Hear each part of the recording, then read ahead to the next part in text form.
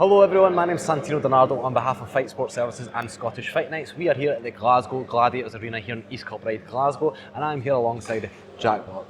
How you doing, Jack? I'm good, mate. Thank you very much. How are you? Yes, I'm not too bad. Thank you very much.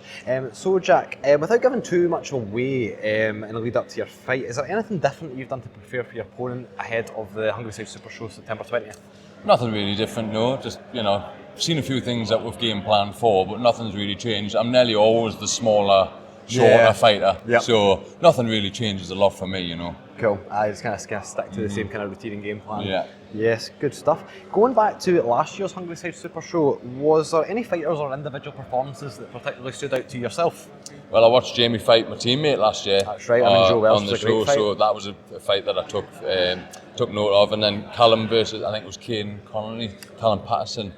Kane Connolly and Callum Yeah, Patterson. that was a good fight as well. That That was a great fight. So them were two fights that I really paid attention to last year, and obviously Caden's in the tournament this year against another friend of mine, Matty McLeish. So, okay. Nice. I'm looking forward to watching that tournament. To be honest, Brilliant. and that's what I'm looking forward to. And obviously the last couple of fights last year were them too. Happy days. So you mentioned obviously you're quite pal with Matty McLeish. You take him then as your man. I put my money on Matty if I had to. Yeah. Good stuff. Good man. And from going off of this card for this year's Hungryside Super Show, is there any individual fighters or any fights with individuals that you're looking forward to seeing?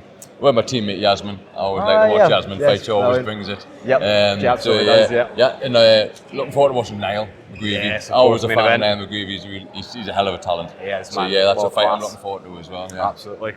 Spot on answers. So Jack, how do you see the fight yourself panning out September 20th here in the Glasgow Gladiators Arena?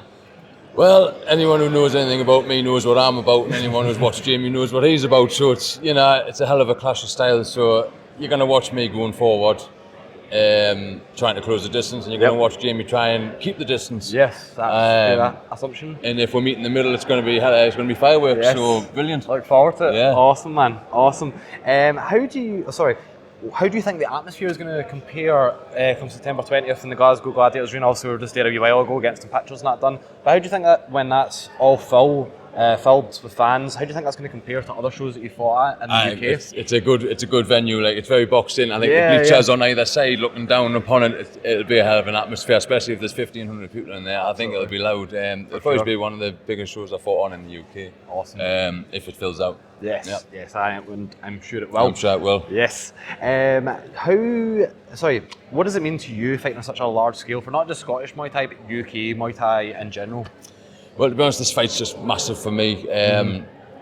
I used to be UK number one. Yep. Jamie's now currently UK number one. So I think this fight is really important to cement myself in the UK Muay Thai as one of the top boys in the division. So. Yeah, this fight's really important for me and UK Muay Thai, really, just to see who the boy is, really. Who the number one is. Yeah, see who the top boy is. 100%, and we're all looking forward to it. Do you have any pre-fight rituals or any superstitions? That can be anything at all, any wee daft things? No, I just like a nice breakfast, and I try and get a couple of naps in before the fight, really. Nothing like religious where I stick to, but try and get a couple of naps in, have a good breakfast to start the day, and then I'm good to go from then. Nice, happy days, nice and chill. So this is happening in the Glasgow's own £20 million built Glasgow Gladiators basketball arena. With this kind of level of stage, is there any extra motivation, and with that, is there any extra pressure for you as a fighter on it? I don't really feel a lot of pressure fighting away. To be honest, I quite like being the underdog. A lot of my first fights were always away. So I've fought in Scotland many times, to be honest, and I've never lost up here, actually. Oh. So I'm hoping to keep that tradition come September 20th. Yes, touch wood, that'll stay true. No, happy days, man. And before I let you go, just a couple other wee quick questions now. You'd mentioned obviously Matty McLeish is your man for the Damage 8 man. Is there anybody else particular that's been a standout for you for that tournament? Not really. I don't know a lot of the guys, and like I said, I know Caden Connolly. I've seen a couple of the guys around the shows, but I've never watched a lot of the fights, so I can't really say. But I've trained with Matty over in Thailand. I've trained with him, and I've seen Caden fight.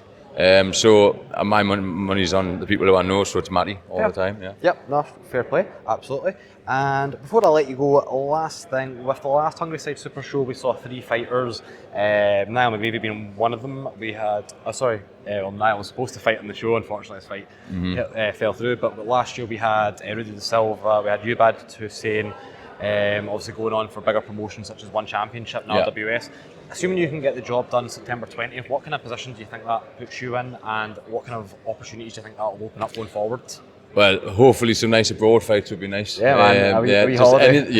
anything that's getting out the UK really. Because when I win this fight, I will be the UK #1 again. And I don't think there's a lot of people for me to fight in the division. I've been around a while now. We've fought most of the people in the top 10, so I would like to get some international opponents in, Nice. really, and Yeah. just branch out Europe a bit and just get my 100%. name a bit more worldwide and a bit less domestically. Great answer, absolutely. And I think that's something a lot of fighters should always be aspiring for. Get your name out there, fight internationally 100%. across Europe and that. So, no, fantastic answer. And before I let you go, Jack, and so you can get up the road, do you have any messages or shout outs to your fans, sponsors, and coaching team, everyone that's going to be backing you come September 20th on Hungryside? Yeah, I just have a shout out to all the lads and lasses I training with in the gym, helped getting us ready for the fight. I was my coach, Craig Dewis, my girlfriend at home, Laura.